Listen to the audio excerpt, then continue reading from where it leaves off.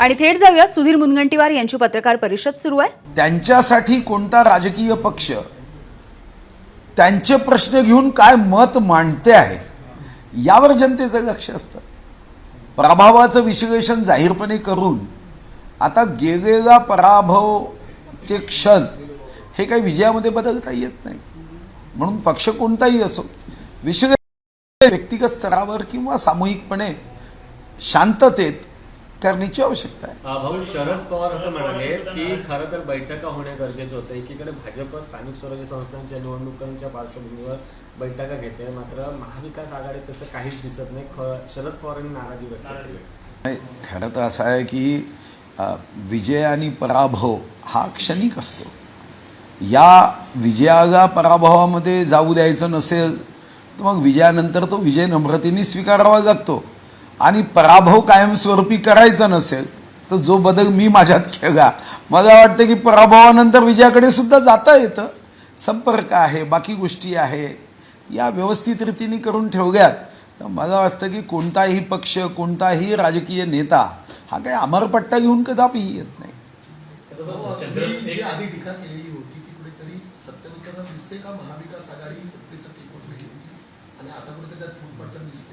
नाही, हे तर निश्चित होतं ना, कारण शिवसेना आणि काँग्रेस या दोन विचारामध्ये कुठेही समानता नाही। रेल्वेच्या दोन पटरी जशा कधीच एकत्र येत नाही आणि एकत्र आल्या तर अपघात झाल्याशिवाय राहत नाही, तसं हे होतं। दोन वैचारिक म्हणजे यांच्यामध्ये एकत्रित येण्यासारखं काहीच नव्हतं।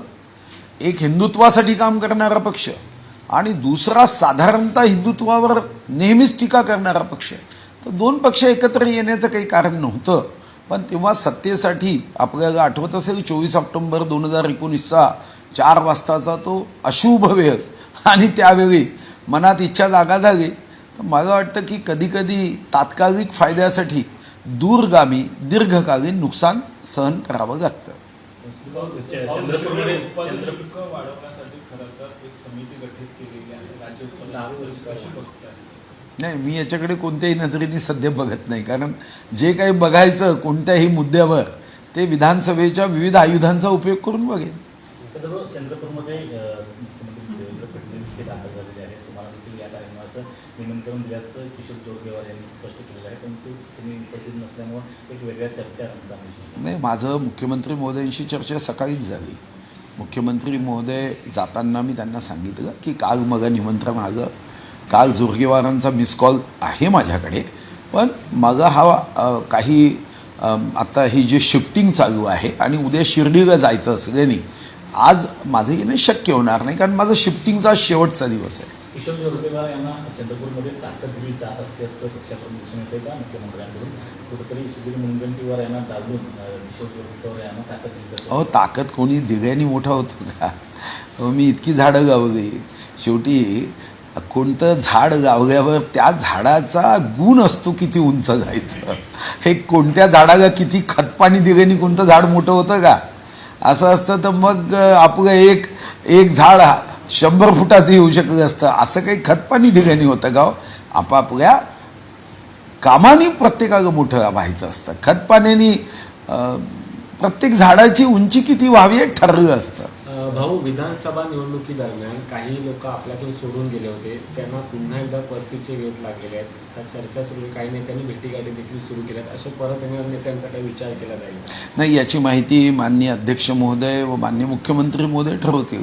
फक्त एवढंच आहे की जर ज्यांनी विधानसभेत विरोधात काम केलं म्हणा किंवा विधानसभेमध्ये बंडखोरी केली, उमेदवार उभे राहिले, त्यांना पक्षात घेताना मला वाटतं की त्याचा अतिशय काळजीपूर्वकच निर्णय केला पाहिजे। अन्यथा मग कार्यकर्त्यांना असं वाटायला लागेल की ठीक आहे, क्षणिक बंडखोरी केली तरी हा पक्ष इतका मोठा आहे की या पक्षात आपण कधीही प्रवेश करू शकतो, आणि मला व्यक्तिगत रीतीने वाटतं की याचा मग दूरगामी दीर्घकालीन काय परिणाम होईल याचा विचार केल्याशिवाय असे निर्णय करताना सावधानी करणे आवश्यक आहे। भाऊ, काल राष्ट्रवादी शरद पवार यांचा जो पक्ष आहे त्याचा एक मेळावा झाला, त्यामध्ये तरुण सगळे नेतृत्व जे आहे किंवा तरुण कार्यकर्त्यांनी प्रदेशाध्यक्ष बदलाची मागणी केली आहे। जयंत पाटील यांना कुठेतरी हटवण्याची मागणी त्या ठिकाणी केली पाहायला मिळते। नाही, मी म्हणूनच म्हणतो की हा विषय त्यांच्या पक्षातला अंतर्गत विषय आहे। असा एक कोणताही पक्ष असेल, कोणतीही संघटना असेल, कोणतेही सरकार असेल, हे तरुण आणि अनुभवी यांचं एकत्रितपणे संयुक्त मिश्रण असतं आणि हे तसं ठेवावं लागतं. शेवटी प्रश्न तरुण किंवा वयोवृद्धाचा नाही आहे.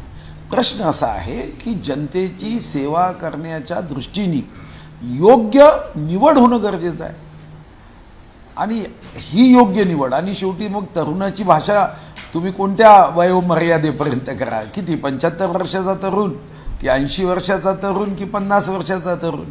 मला वाटतं की यामध्ये तरुण किंवा वृद्ध किंवा अनुभवी यावर न जाता त्याच्या क्षमतेने योग्य निर्णय दिला पाहिजे. उद्या एखादा 25 वर्षाचा तरुण असेल आणि अफाट क्षमता असेल तर त्याला ही संधी दिली जाते. एखादा मुख्यमंत्री पंतप्रधान 70 वर्षाचे असेल पण प्रचंड अनुभव आहे, मग त्यांना संधी दिली जाते. म्हणून मला वाटतं की वयावर आधारित संधी नसते, काम आणि अनुभव हे महत्त्वाचे असतात. चंद्रपुरात कन्नमवार यांच्या जयंती सोहळ्याला एका मुख्यमंत्री राहिलेल्या वारासाठी दुसऱ्या वाराने यायला हवं होतं असं मोदींवर. नाही, मी सांगितलं की त्याचं कारण काय आहे आणि ते आज सांगताय. खरं तर कन्नमवारांचा सन्मान हा मी विधानसभेत आयुधांचा उपयोग करून काँग्रेसच्या कार्यकाळात कधीच सभागृह झालं नाही. ते सभागृह मूळमध्ये मी उभं केलं. त्यामुळे असं सांगण्याची आवश्यकता मला वाटतं योग्य नाही. राजकारण कोणी करू नये. काही गोष्टी असतात, त्या गोष्टीमध्ये आपण त्या दिवशी अनुपस्थित राहिलो म्हणून मला अशा पद्धतीने सांगण्याची आवश्यकता नाही. चंद्रपूर जिल्ह्यामध्ये स्वर्गीय कन्नमवारांचं स्मारक हे मीच केलं, हे कोणत्याही काँग्रेसच्या नेत्यांनी केलं नाही. सर, भाऊ, महसूल वाढवण्यासाठी दारूचे परवानगी आहेत ते दिले जाणार आहे असं सांगितलं. नाही, मला माहीत नाही, पण आमचं जे सरकार आहे ते सरकार या अगोदर या विषयावर दारू परवाने वाईन शॉप देण्याच्या बाबतीमध्ये नेहमी प्रतिकूल राहिलं आहे. स्वतः देवेंद्रजींनी जेव्हा काँग्रेसच्या राज्यामध्ये हा प्रश्न उपस्थित करण्यात आला त्याला कडाडून सभागृहात विरोध केला. आता भविष्यामध्ये ही जी पक्षाची भूमिका होती तीच कायम राहील की राहणार नाही याच्याकडे तुमच्यासारखा मी वाट पाहिजे.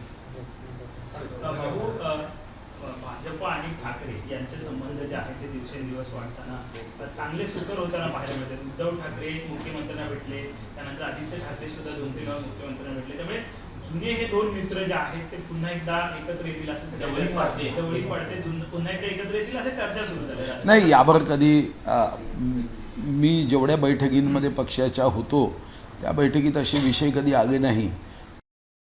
एकत्र येण्याच्या संदर्भात अशी चर्चाही झालेली नाही. आता हा निर्णय माननीय अमितभाई, माननीय नरेंद्रभाई, माननीय देवेंद्रजी करतील. या संदर्भामध्ये जर जुन्या गोष्टी विसरून पुढे लागायचं असं पक्ष ठरवत असेल तर तो पक्षाचा निर्णय आहे. पण आज एकत्र येण्याची आवश्यकता या क्षणाला तर दिसत नाही.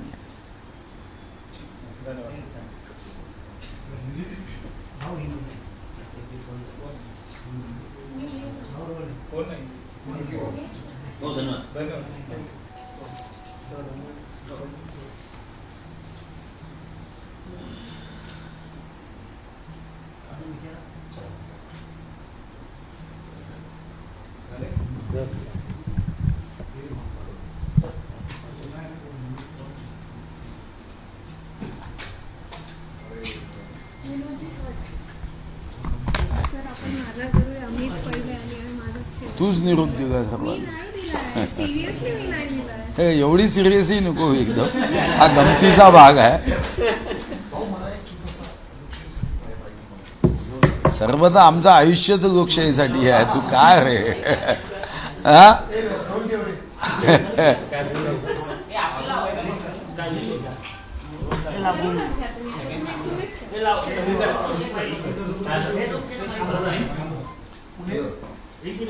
पुणे भाजपा संदर्भात एक बातमी समोर येत आहे. पुण्यामध्ये गेल्या आठवड्यात केंद्रीय राज्यमंत्री मुरलीधर मोहोळ यांनी पालिका आयुक्तांसोबत आणि पुण्यातल्या वेगवेगळ्या प्रश्नांसंदर्भात बैठक घेतलेली होती. वेगवेगळे नेते सुद्धा या बैठकीत आमदारांनी बदली दिसली. मात्र माधुरी मिसाळ यांची दांडी दिसली. आज आठवड्याभरानंतर पुन्हा माधुरी मिसाळ यांनी आता पुणे आयुक्तांसोबत स्वतंत्रपणे बैठक घेतलेली आहे. काय एकंदरीत दोन मंत्र्यांमधील हा वाद बनायचा की नाही, कधी कधी काय असतं की पूर्वनियोजित कार्यक्रमात आपण कोणाला तरी महत्त्वाचा वेळ दिला असतो आणि अचानकपणे एखाद्या क्षणी मंत्री महोदयांची बैठक लागते आणि मग दुसऱ्या मंत्र्यांना त्या बैठकीमध्ये उपस्थित होताना अगोदर दिलेला जो वेळ आहे त्यातून येता येत नाही. पण यातून काही मतभेद आहे, काहीतरी एकमेकाविषयी कुरघोडी आहे असं म्हणणं योग्य होणार नाही.